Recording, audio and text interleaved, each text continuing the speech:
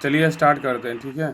हम लोग पहले क्लास में जो है ना क्वेश्चन नंबर 20 तक पढ़ चुके थे। आज क्वेश्चन नंबर 21 से पढ़ेंगे। तो बताइए, क्वेश्चन नंबर 21 है, पुनगा एक नाम है, किसका है बताइए। पुनगा नाम एक है, गाय के। गाय का है। हाँ, पुनगा एक नाम है तो गाय का है। पुनगा गाय की एक नस्ल होती है। पुनगा गाय की एक नस्ल होने के साथ साथ आंध्र प्रदेश चित्तूर जिले का एक जो है ना कस्बा शहर है, ठीक है, याद रखिए। अब कह रहा है कि पुनगा जो गाय की एक नस्ल होने के साथ साथ क्या है ना कि आंध्र प्रदेश चित्तूर जिले का क्या है, एक कस्बा मतलब शहर भी है।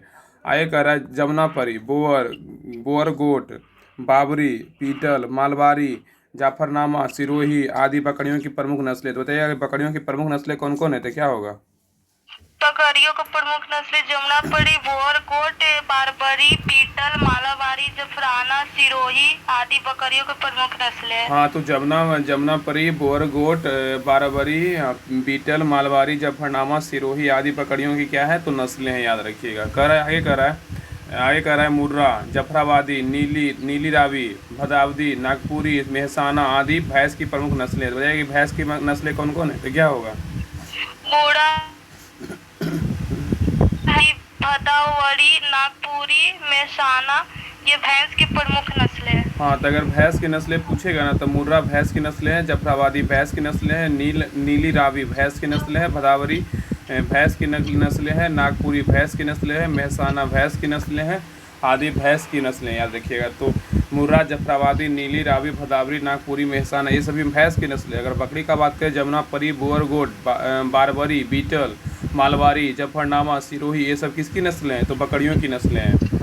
आगे कह रहा है कि भारत में पाए जाने वाले हाथी एलिफस मैक्सिमस सिग्नस एशियाई हाथी और ग्रेट इंडियन एलिफेंट एक ऊपर जाति होती है। कह रहा है कि भारत में पाए जाने वाले हाथी जो है ना, इसका वैज्ञानिक नाम दिया हुआ है, हाथी जो है इसका नाम दिया हुआ है एलिफस मैक्सिमस सिग्नस, एशियाई हाथी है, ठीक है। और ग्रेट इंडियन एलिफेंट की एक क्या है ऊपर जाती है।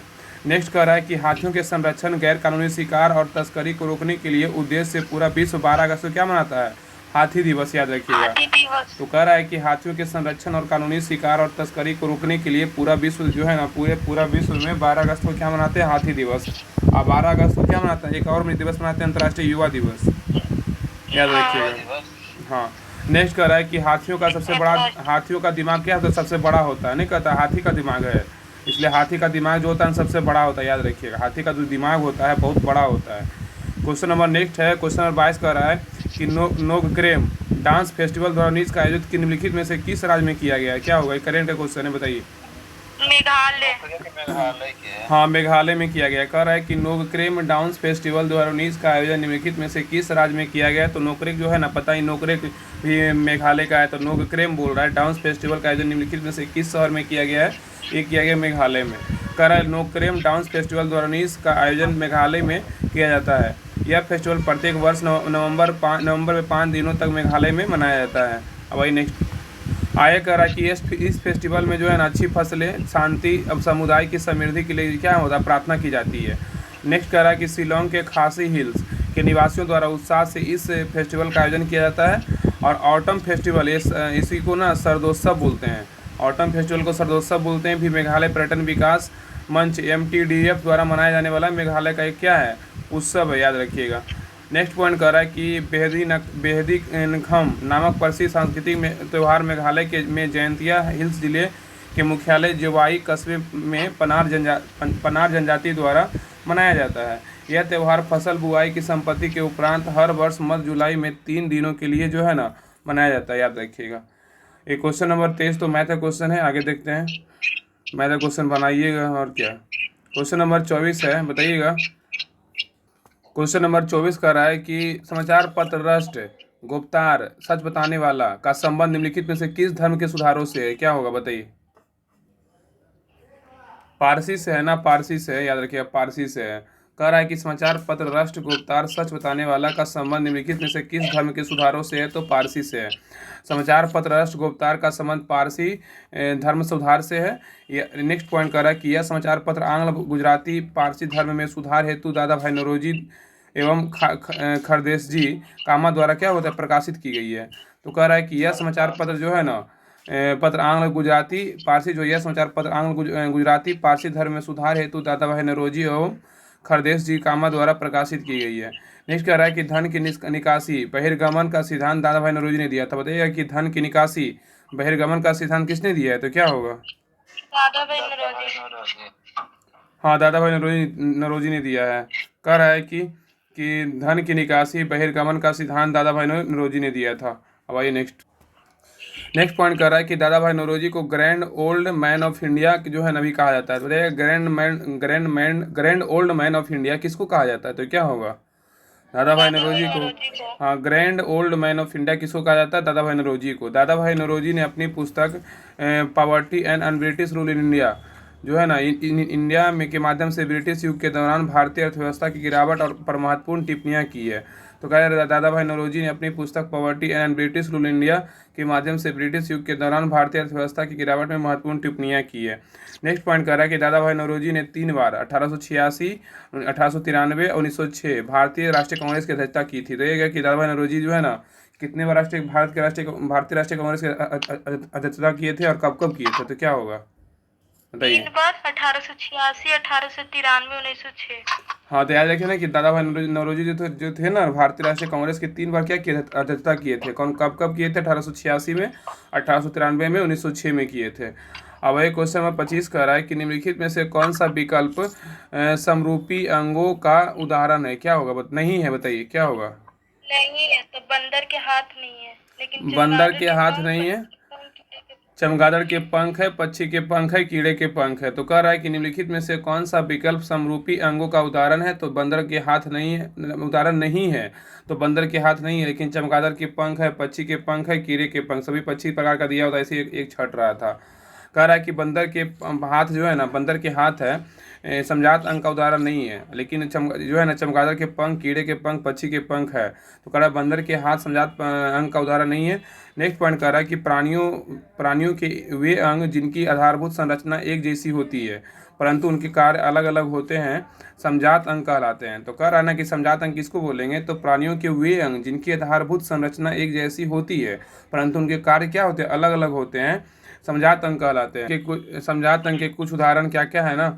उदाहरण पोड़ा पाला पक्षी के पंख तथा घोड़े के अग्रपाद, तथा दूसरा है मनुष्य के भुजा तथा गाय के अग्रपाद और मेढक के अग्रपाद तथा पक्षी के पंख है। तो देखिए समझात अंग के उदाहरण कौन कौन है बताइए? देखिए क्वेश्चन 64 सीट वाला पोस्ट में पूछा हुआ पीटी में, ये ना बताइए। पक्षी के पंख तथा घोड़े के अग्रपाद, मनुष्य की भुजा तथा गाय के अग्रपाद, मेढक के अग्रपाद तथा पक्षी के पंख। हाँ, समझात अंग के कुछ उदाहरण कौन कौन है? पक्षी के पंख तथा घोड़े के अग्रपाद जो है ना समझात अंग का उदाहरण है, और मनुष्य के भुजा तथा गाय के अग्रपाद जो है ये समझात अंग के उदाहरण है। मेढक के अग्रपाद और पक्षी के जो पंख है ये भी समझात अंग के उदाहरण है। क्वेश्चन नंबर नेक्स्ट कह रहा है कि नेक्स्ट नहीं इसी पॉइंट दिया कि प्राणियों के वे अंग जो समान कार्य करते हैं तथा कि देखने में भी समान है लेकिन उनकी उत्पत्ति व संरचना भिन्न है, समरूप अंग कहलाते हैं। समरूप अंग किसको बोलेंगे?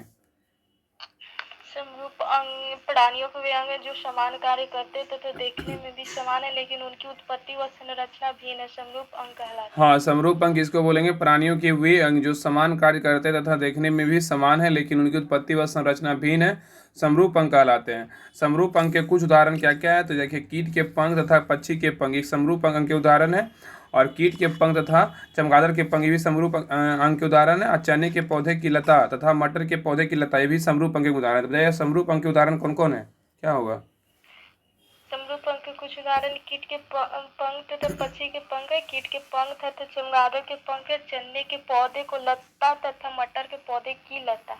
कीट के पंख तथा पक्षी के पंख, कीट के पंख तथा चमगादड़ के पंख, चने के पौधे की लता तथा मटर के पौधे की लता, ये सभी जो है ना समरूप अंग के उदाहरण है। क्वेश्चन नंबर 26 का रहा है कि कैबिनेट मिशन प्लान की योजना के तहत संविधान सभा का गठन हुआ था, कब बताइए? नवंबर 1946 में। नवंबर 1946 में हुआ था। कब हुआ था? नवंबर 1946 में हुआ था। कह रहा है कि इस कैबिनेट मिशन प्लान की योजना के तहत संविधान सभा का गठन हुआ था नवंबर 1946 में। नवंबर 1946 में कैबिनेट मिशन प्लान के तहत संविधान सभा का जो है ना गठन हुआ। नवंबर 1946 में कैबिनेट मिशन प्लान के तहत संविधान सभा का गठन हुआ।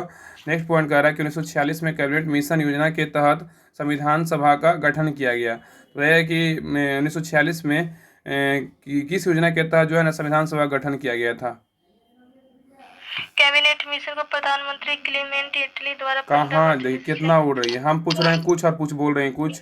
हम पूछे हैं कि 1921 योजना के तहत संविधान सभा का गठन किया गया, तो 1946 को कैबिनेट मिशन योजना के तहत जो है ना संविधान सभा का जो गठन किया गया था ये है। नेक्स्ट कर रहा है कि कैबिनेट मिशन को प्रधानमंत्री क्लेमेंट इटली द्वारा 15 मार्च 1946 को कैबिनेट मिशन जो है ना दिल्ली पहुंचा था। तो ये है कि कैबिनेट मिशन योजना को कौन सा प्रधानमंत्री के द्वारा जो है ना मतलब दिल्ली पहुंचा था, कब पहुंचा था बताइए क्या होगा। क्लेमेंट इटली द्वारा 15 मार्च 1946 को कैबिनेट मिशन भारत देश पहुंचा था। हाँ तो याद रखिए ना कि कैबिनेट मिशन को जो है ना प्रधानमंत्री क्लेमेंट इटली द्वारा 15 मार्च 1946 को कैबिनेट मिशन क्या पहुंचा था, भारत पहुंचा था, मतलब भारत में कहाँ, दिल्ली पहुंचा था। इस मिशन के ना 3 सदस्य थे, बहुत पूछता है, लॉर्ड पैथिक लॉरेंस और जो भारत के सचिव थे सर स्टैनफोर्ड क्रिप्स, ये अध्यक्ष थे बोर्ड ऑफ ट्रेड के, और ए बी अलेक्जेंडर क्या थे, नौसेना मंत्री थे। तो रहेगा कि कैबिनेट मिशन के 3 सदस्य कौन कौन थे, तो क्या होगा। लॉर्ड पैथिक लॉरेंस भारत सचिव थे, सर स्टैनफोर्ड क्रिप्स अध्यक्ष बोर्ड ऑफ ट्रेड थे, ए बी अलेक्जेंडर नौसेना मंत्री थे। हाँ नेक्स्ट कह रहा है कि शुरुआत में कांग्रेस और मुस्लिम लीग, शुरुआत में बोल रहा है कांग्रेस और मुस्लिम लीग दोनों ही एक ही कैबिनेट मिशन प्लान को स्वीकार किया, किंतु बाद में मुस्लिम लीग ने इसे अस्वीकार कर दिया और पाकिस्तान के निर्माण के लिए जो है ना 16 अगस्त 1946 से प्रत्यक्ष कार्यवाही दिवस जो है प्रारंभ किए। तो कह रहा है ना कि शुरुआत में कांग्रेस और मुस्लिम लीग दोनों ही ने ही कैबिनेट मिशन प्लान को क्या किया, स्वीकार किया था, दोनों कांग्रेस और मुस्लिम दोनों किया था, किंतु बाद में क्या किया ना कि मुस्लिम लीग ने इसे क्या किया, मतलब पहले दोनों स्वीकार कर लिया, फिर बाद में मुस्लिम लीग इसको अस्वीकार कर दिया और पाकिस्तान के निर्माण के लिए जो है ना 16 अगस्त 1946 से प्रत्यक्ष कार्यवाही दिवस प्रारंभ कर दिया गया। ठीक है, आगे कर रहा है क्वेश्चन 27 कर रहा है कि निम्नलिखित में से कौन सी ऊष्मा की इकाई नहीं है, बताइए कौन सी ऊष्मा की इकाई इसमें नहीं है। फोन नहीं है। हाँ फोन जो है ना ऊष्मा की इकाई नहीं है, कैलोरी ऊष्मा की इकाई है, BTU ऊष्मा की इकाई है, जूल भी ऊष्मा की इकाई है। कह रहा है कि फोन जो है ना ऊष्मा की इकाई नहीं है। ठीक है, आगे कह रहा है फोन ध्वनि या शोर की प्रबलता स्तर की इकाई है, तो बताइए फोन किसकी इकाई है, तो क्या होगा। फोन ध्वनि या शोर की प्रबलता स्तर की इकाई। हाँ तो फोन जो है ना ध्वनि या शोर की प्रबलता स्तर की इकाई है। नेक्स्ट कह रहा है कि कैलोरी ऊर्जा और उष्मा की कैलोरी जो ऊर्जा और उष्मा की है और जूल कार्य व उष्मा की तथा BTU जो है ना उष्मा की परंपरागत इकाई है। तो बताइए कैलोरी किसका है, जूल किसका है और BTU किसका है, बताइए। कैलोरी ऊर्जा और उष्मा के जूल कार्य उष्मा की तथा BTU उष्मा की परंपरागत। हाँ तो कैलोरी ऊर्जा और उष्मा की, जूल कार्य व उष्मा की तथा BTU उष्मा की परंपरागत इकाई है। नेक्स्ट है 1 ग्राम जल का तापमान 1 डिग्री सेंटीग्रेड तक बढ़ाने के लिए आवश्यक उष्मा की मात्रा क्या है, तो क्या होगा, कैलोरी है। ये पूछेगा कि 1 ग्राम जल का तापमान 1 डिग्री सेल्सियस तक बढ़ाने के लिए आवश्यक उष्मा की मात्रा क्या है, तो कैलोरी है।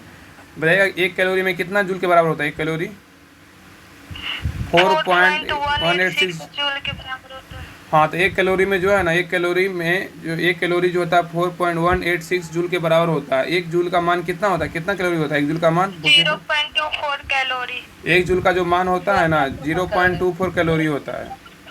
नेक्स्ट कह रहा है कि 1 पाउंड जल का ताप 1 डिग्री फ़ारेनहाइट बढ़ाने के लिए आवश्यक उष्मा की मात्रा 1 BTU कहलाता है। तो बताइएगा कि 1 पाउंड जल का ताप 1 डिग्री फ़ारेनहाइट बढ़ाने के लिए आवश्यक उष्मा की मात्रा क्या कहलाता है, 1 BTU कहलाता है।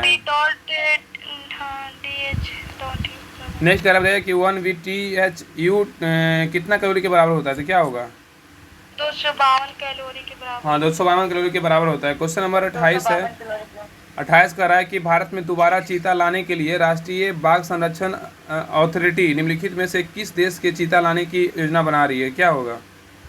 नामीबिया। देखिए क्वेश्चन 2019 में एग्जाम हुआ, उसी में पूछ लिया था ये क्वेश्चन, इसलिए बहुत जरूरी है करंट को अच्छे से पढ़ना। कह रहा है ना कि लेकिन आया था कब, 2023 में आया ना।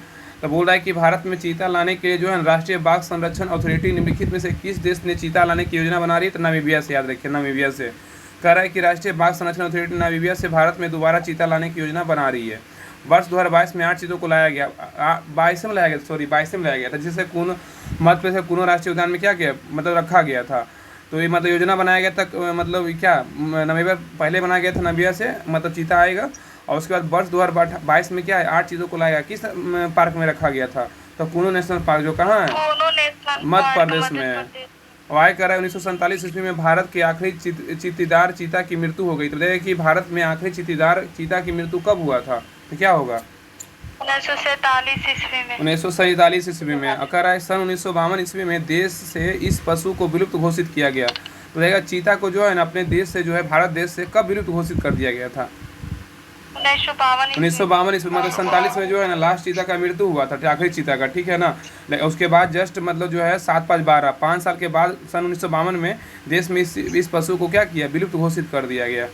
आगे कह रहा है कि राष्ट्रीय बाघ संरक्षण अथॉरिटी, राष्ट्रीय बाघ संरक्षण अथॉरिटी केंद्रीय पर्यावरण मंत्रालय के अधीन एक संवैधानिक निकाय है, ठीक है। नेक्स्ट कह रहा है कि भारत में चीता दोबारा लाने की परियोजना की परिकल्पना 2012 ईस्वी में की गई थी। तो यह कि भारत में चीता दोबारा लाने की परियोजना की परिकल्पना कब किया गया था?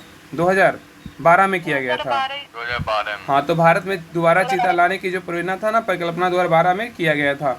नेक्स्ट कह रहा है कि टाइगर टास्क फोर्स सिफारिश के बाद दिसंबर 2005 में ईस्वी में राष्ट्रीय बाघ संरक्षण अथॉरिटी की स्थापना किया गया। तो बताइए कि टाइगर टास्क फोर्स की सिफारिश के बाद दिसंबर 2005 में किसका स्थापना किया गया था? तो क्या होगा?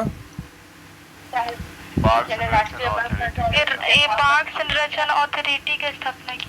हाँ, तो टाइगर जो है ना टाइगर फोर्स की सिफारिश के बाद, टाइगर टास्क फोर्स की सिफारिश के बाद दिसंबर 2005 में राष्ट्रीय बाघ संरक्षण अथॉरिटी की स्थापना की गई।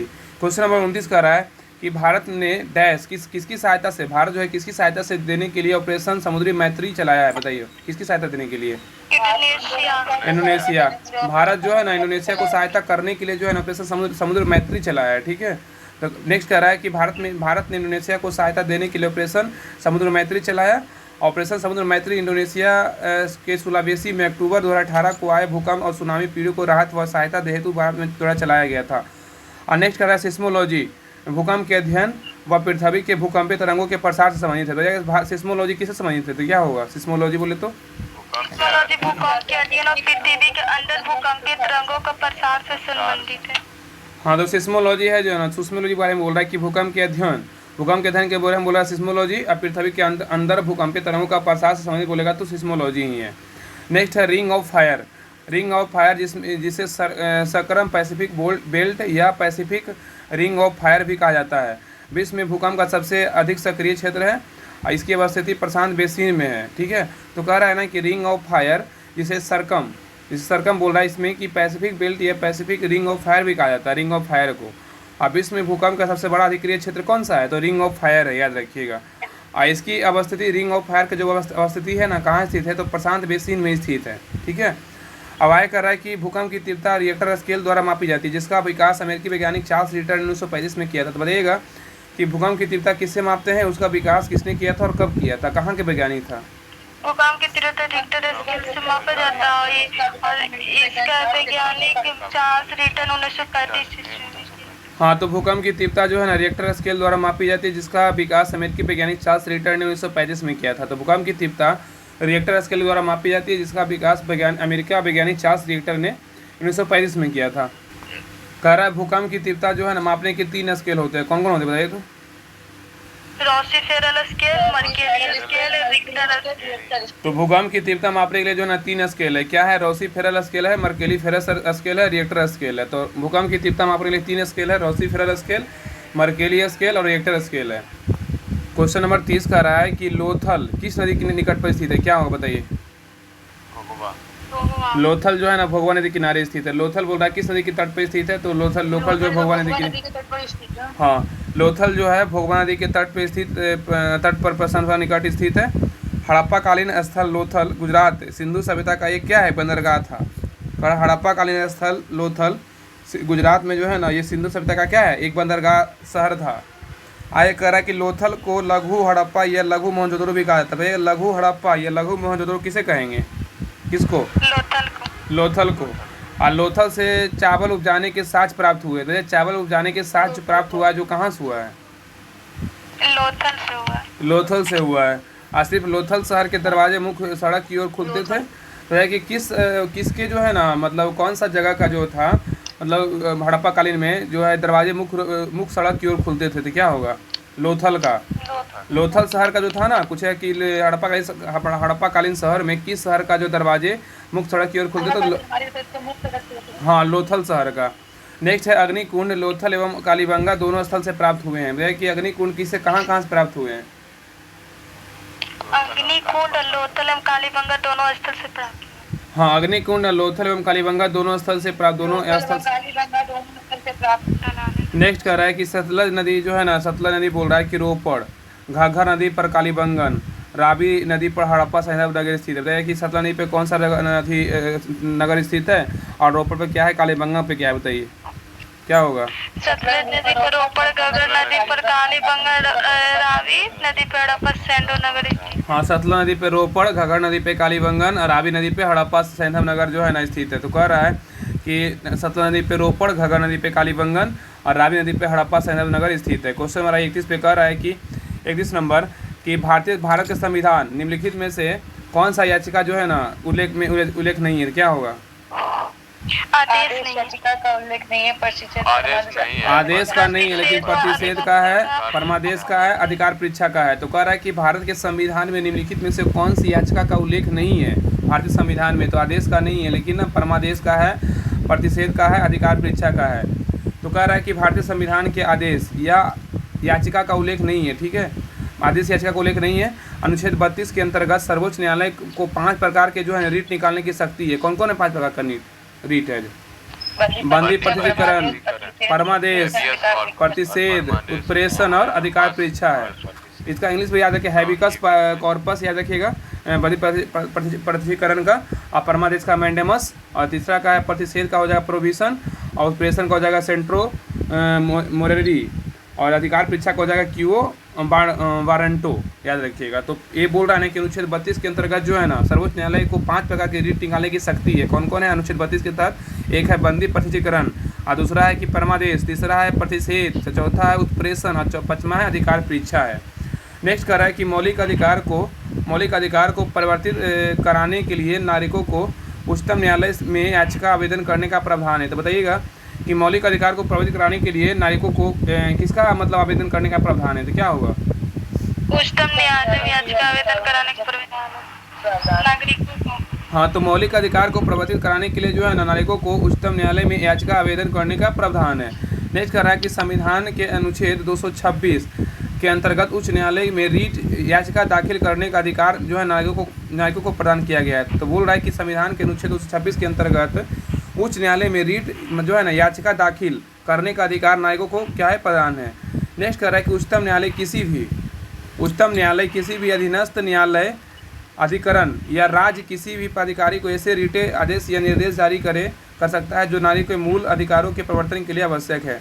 तो कह रहा है कि उच्च न्यायालय किसी अधीनस्थ न्यायालय, अधिकरण या राज्य के किसी अधिकारी को ऐसे रीट आदेश या निर्देश जारी कर सकता है जो कि नागरिकों के मूल अधिकारों के प्रवर्तन के लिए आवश्यक है। अब देखिए क्वेश्चन भी देखिए यहाँ पे ना पूछा हुआ क्वेश्चन है 64 सीट वाले पोस्ट में, मतलब सारा क्वेश्चन तो इसी से आया है 70-80%।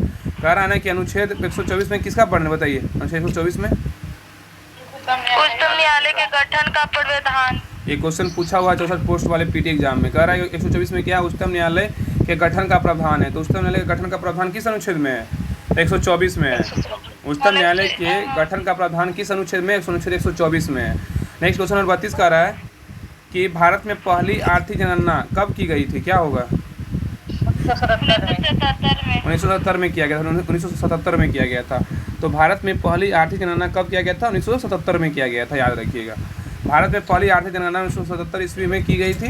आगे कह रहा है कि आर्थिक जनगणना केंद्रीय सांख्यिकी संगठन CSO द्वारा द्वारा की गई है। तो बताइए आर्थिक जनगणना केंद्रीय संगठन जो है ना, कह रहा है कि आर्थिक जनगणना केंद्रीय सांख्यिकी संगठन द्वारा की गई है, जारी किया जाता है, याद रखिएगा। आगे कह रहा है कि आर्थिक जनगणना में उत्पादन की इकाइयों या प्रतिष्ठानों की संख्या, कार्यरत व्यक्तियों की संख्या, वित्त का स्रोत एवं स्वामित्व के प्रकार का जैसे पहलुओं को शामिल किया गया है, ठीक है। तो कह रहा है कि आर्थिक जनगणना में उत्पादन की इकाइयाँ या प्रतिष्ठानों की संख्या, कार्यरत व्यक्तियों की संख्या, वित्त का स्रोत एवं स्वामित्व के प्रकार जैसे पहलुओं को शामिल किया गया है। नेक्स्ट है कि सातवीं आर्थिक जनगणना का संचालन सांख्यिकी एवं कार्यक्रम कार्यान्वयन मंत्रालय द्वारा किया जाता है। भैया कि सातवीं आर्थिक जनगणना का संचालन किसके द्वारा किया जाता है, तो क्या होगा।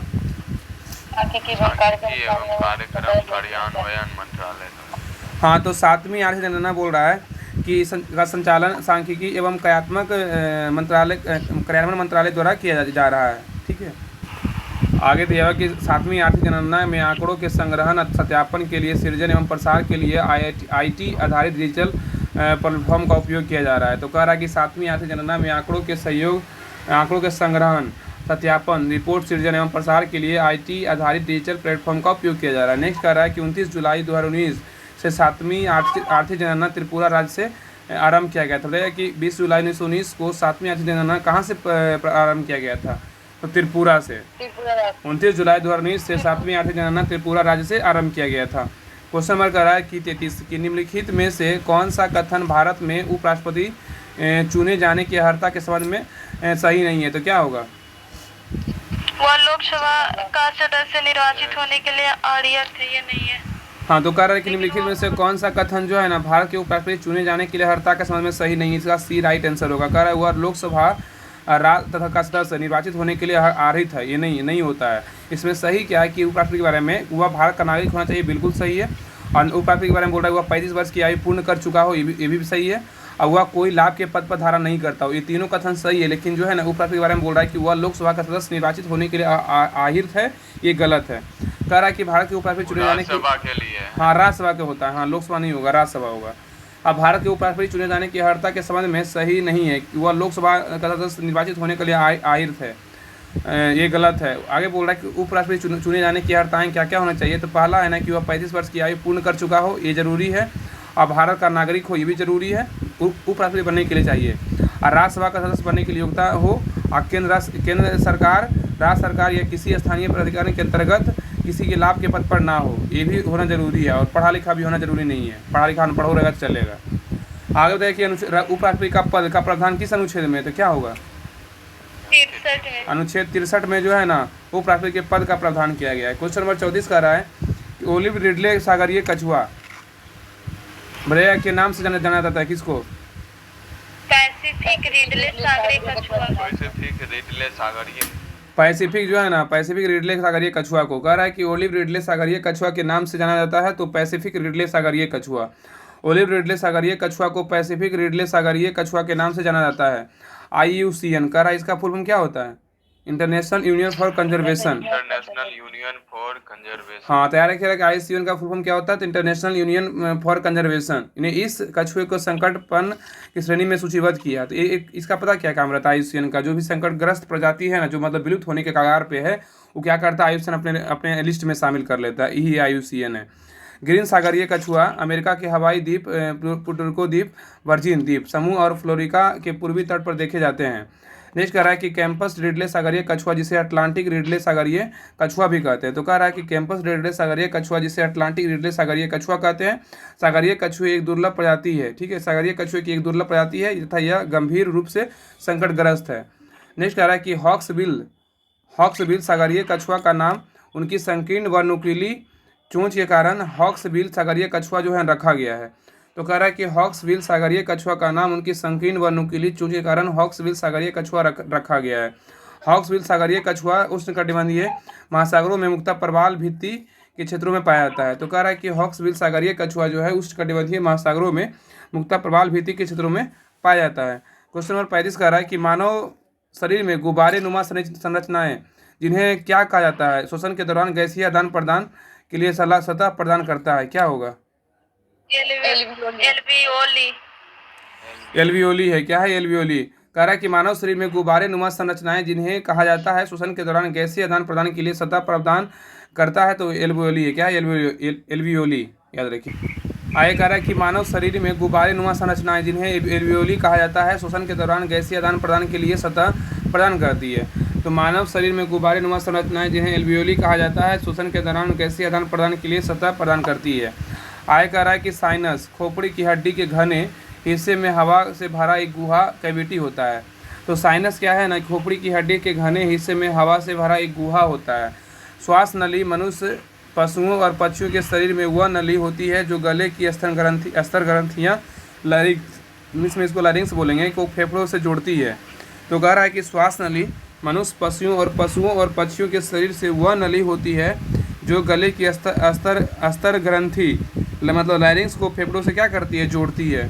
नेक्स्ट कह रहा है कि श्वास नली मुख से फेफड़ों तक हवा पहुंचाने के रास्ते एक महत्वपूर्ण भाग है, ठीक है। तो कह रहा है श्वास नली मुख से फेफड़ों तक हवा पहुंचाने के रास्ते एक महत्वपूर्ण भाग है।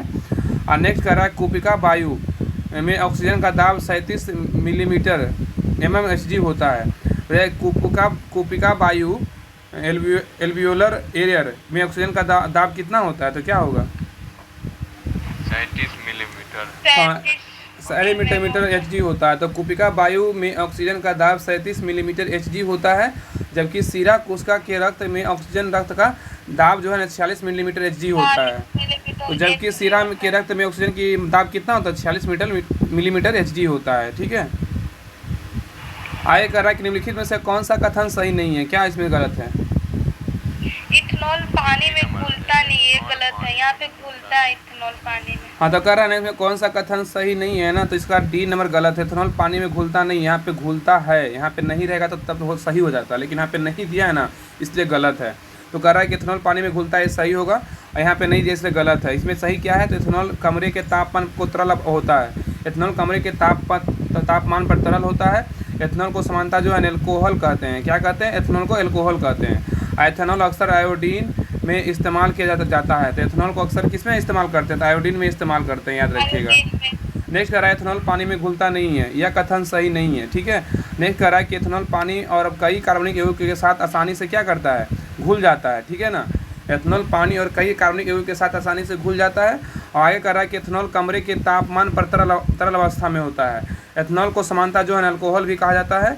इथेनॉल का इस्तेमाल आयोडीन में भी किया जाता है, याद रखिएगा। तो इथेनॉल क्या करता है? कमरे के तापमान पर क्या होता है? तरल अवस्था में होता है। इथेनॉल क्या करता है? इथेनॉल को समानता अल्कोहल भी कहते हैं। ठीक है, इथेनॉल को इस्तेमाल आयोडीन में भी किया जाता है, याद रखिएगा। और नेक्स्ट कह रहा है कि पेंट, लौह, वर्निश के उपयोग के लिए इथेनॉल एक प्रभावी विलायक होता है। तो पेंट, लौह और वर्निश के उपयोग के लिए इथेनॉल एक प्रभावी विलायक होता है। नेक्स्ट कह रहा है इथेनॉल किण्वन का एक प्राकृतिक सह उत्पाद है। इथेनॉल क्या है ना कि किण्वन का एक प्राकृतिक सह उत्पाद है। एथिलीन के जलयोजन से इथेनॉल का उत्पादन किया जाता है। तो इथेनॉल का उत्पादन कैसे होता है, तो क्या होगा? इथेनॉल का उत्पादन जलयोजन से इथेनॉल का उत्पादन। हाँ, तो एथिलीन के जलयोजन से जो है ना, एथिलीन के जलयोजन से इथेनॉल का उत्पादन किया जाता है। क्वेश्चन नंबर कह रहा है 66। बताइएगा कि 66वां सीनियर पुरुष राष्ट्रीय हॉकी चैंपियनशिप 2019 में किसने जीता है, तो क्या होगा? ये जीता है महाराष्ट्र, जीता है महाराष्ट्र। कह रहा है कि इसी 66वां सीनियर पुरुष राष्ट्रीय हॉकी कबड्डी चैंपियनशिप, बोल रहा है 66वां सीनियर पुरुष राष्ट्रीय कबड्डी चैंपियनशिप 2019 किसने जीता है, तो महाराष्ट्र जीता है। महाराष्ट्र ने 66वां सीनियर पुरुष और राष्ट्रीय हॉकी चैंपियनशिप 2019 जीता है। नेक्स्ट कह रहा है कि 66वां सीनियर पुरुष राष्ट्रीय कबड्डी चैंपियनशिप 2022 में इंडियन रेलवे ने महाराष्ट्र को 38-21 से हराकर चौथी बार यह जो है खिताब जीता है। इसे पूछने वाला तो नहीं पुराना हो गया है। सीनियर पुरुष राष्ट्रीय हॉकी चैंपियनशिप की शुरुआत जो है ये पूछ सकते हैं 1952 में शुरू किया गया था। बताइएगा कि सीनियर पुरुष राष्ट्रीय कबड्डी चैंपियनशिप, सीनियर पुरुष राष्ट्रीय कबड्डी चैंपियनशिप की शुरुआत कब हुआ था, तो क्या होगा? 1952 से हुआ था।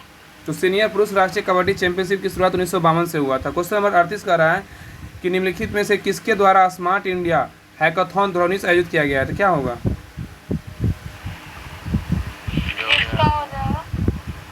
मानव संसाधन विकास मंत्रालय होगा। तो कह रहा निम्नलिखित में से किसके द्वारा स्मार्ट इंडिया हैकाथॉन 2019 आयोजित किया गया, तो मानव संसाधन विकास मंत्रालय। अब कह रहा है कि मानव संसाधन विकास मंत्रालय द्वारा स्मार्ट इंडिया हैकाथॉन 2019 का आयोजन किया गया था। स्मार्ट इंडिया हैकाथॉन छात्रों को दैनिक जीवन में आने वाले दबाव, समस्याओं, आपदाओं आदि के समाधान हेतु एक राष्ट्रव्यापी मंच प्रदान करता है। स्मार्ट इंडिया हैकाथॉन 2020 के मंच से छात्रों को विभिन्न मंत्रालयों, विभागों, उद्योगों, सार्वजनिक उपक्रमों तथा गैर सरकारी संगठनों के अंदर आने वाली चुनौतियों पर काम करने का जो है ना अवसर मिलेगा। नेक्स्ट कर रहा है पहले 3 संस्करण बोलेगा तो SIH 2017, SIH 2018, SIH 2019 नवाचार इनोवेशन को बढ़ावा देने के बेहतर सफल साबित हुए हैं। ठीक है, क्वेश्चन नंबर नेक्स्ट कर रहा है कि डैश के सदस्य समानता हरी शैवाल को कहते हैं, क्या कहते हैं बताइए? क्लोरोफाइटा। हाँ, क्लोरोफाइटा। क्लोरोफाइटा के सदस्य को समानता जो है ना हरी शैवाल कहा जाता है, याद रखिए। क्लोरोफाइटा के सदस्य को समानता हरी शैवाल कहते हैं। क्लोरोफाइटा के सदस्य को समानता हरी शैवाल का जो कहा जाता है। और हरी शैवाल के उच्च रक्तदाब से पीड़ित व्यक्तियों के लिए लाभदायक होता है। शैवालों के अध्ययन को फाइकोलॉजी कहा जाता है। ठीक है, और कवकों का अध्ययन को माइकोलॉजी कहा जाता है। शैवालों को फाइकोलॉजी, कवकों का माइकोलॉजी। नेक्स्ट कह रहा है कि बर्फ पर पाए जाने वाले शैवाल को क्रिप्टोफाइट्स कहते हैं। तो देखिए कि बर्फ पर पाए जाने वाले शैवाल को क्या कहते हैं? क्रिप्टोफाइट्स कहते हैं। हाँ, तो बर्फ पे पाए जाने वाले शैवाल को क्या कहते हैं? क्रिप्टोफाइट्स कहते हैं। चट्टानों पे पाए जाने वाले शैवाल को क्या कहते हैं? लिथोफाइट्स कहते हैं। चट्टानों पे पाए जाने वाले शैवाल को क्या कहते हैं? लिथोफाइट्स कहते हैं। जापान के निवासी पोरफायरा नामक शैवाल का प्रयोग भोजन के रूप में करते हैं। तो कह रहा है कि जापान के निवासी जो है ना पोरफायरा क्या करता है? नामक शैवाल का प्रयोग भोजन के रूप में करते हैं। तो क्वेश्चन पूछेगा कि किस देश के निवासी जो है ना पोरफायरा नामक शैवाल का प्रयोग भोजन के रूप में करते थे? क्या होगा? जापान। क्या होगा? जापान। क्वेश्चन नंबर 40 है कि ट्यूरिंग अवार्ड किस क्षेत्र में संबंधित है? क्या होगा ट्यूरिंग अवार्ड? कंप्यूटर विज्ञान में AI। कंप्यूटर विज्ञान है। हाँ, तो ट्यूरिंग अवार्ड जो है ना किस क्षेत्र से संबंधित है? तो कंप्यूटर विज्ञान एवं AI से है। बोल रहा है ट्यूरिंग अवार्ड कंप्यूटर विज्ञान से संबंधित है, याद रखिएगा। और इस अवार्ड में कंप्यूटर के क्षेत्र में नोबेल पुरस्कार कहा जाता है। बताइए कंप्यूटर के क्षेत्र में नोबेल पुरस्कार किसको कहा जाता था? क्या होगा? ट्यूरिंग अवार्ड को ना, ट्यूरिंग अवार्ड 2023 जो है ना जॉब मेडकॉप को मिला था। ट्यूरिंग अवार्ड 2023 में किसको मिला था? जॉब मेडकॉप को मिला था। और नेक्स्ट कह रहा है कि दादा साहब फाल्के पुरस्कार सिनेमा जगत का सर्वोच्च पुरस्कार है। तो देगा कि सिनेमा जगत का सर्वोच्च पुरस्कार कौन सा है? तो क्या होगा? दादा साहब फाल्के पुरस्कार। दादा साहब फाल्के पुरस्कार वर्ष 2020 का 52वां दादा साहब फाल्के पुरस्कार और 2022 का में आशा पारेख को दिया गया। तो कह रहा है ना कि वर्ष 2020 का 52वां दादा साहब फाल्के पुरस्कार वर्ष 2022 का आशा पारेख को दिया गया। ठीक है। 51वां बोलेगा 2019 में किसको दिया गया? तो रजनीकांत को दिया गया था। रजनीकांत को। नेक्स्ट कह रहा है कि वर्ष 2022 में 22 का दादा साहब फाल्के अवार्ड का फिल्म अभिनेत्री बोलेगा तो रेखा है। कह रहा है कि वर्ष 2022 का दादा साहब फाल्के अवार्ड फिल्म अभिनेत्री कौन है? तो रेखा है। रेखा को मिला है, रेखा को याद रखिए 22 का। और नेक्स्ट कह रहा है कि वर्ष 2023 का दादा साहब फाल्के अवार्ड वहीदा रहमान को दिया गया। बताइए कि वर्ष 2023 का दादा साहब फाल्के अवार्ड किसको दिया गया है? वहीदा रहमान को दिया गया है। और 24 वाला किसको दिया गया? 24 वाला पूछेगा तो दादा साहब फाल्के अवार्ड अभी तो नहीं मिला है ना, अभी किसी को नहीं। अभी कहाँ मिला? अक्टूबर। तो वर्ष 2023 का दादा साहब फाल्के अवार्ड जो है वहीदा रहमान को दिया गया। ठीक है। आज यहीं तो रहने दिए 40 तक ही, आगे पढ़ेंगे कल। ठीक है।